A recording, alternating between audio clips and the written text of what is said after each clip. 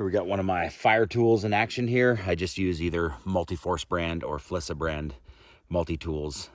Yeah, I just break the tool in half, 1/4-inch ferrule rod for it, keep the side with the saw and the knife blade, add a lanyard to it with a striker, and it works like a charm. We'll scrape a little bit more of this fat wood here, a little more of a pile. That's good enough.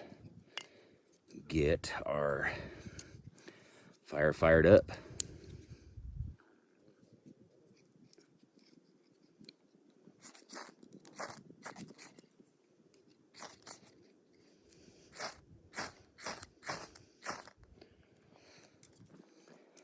There we go.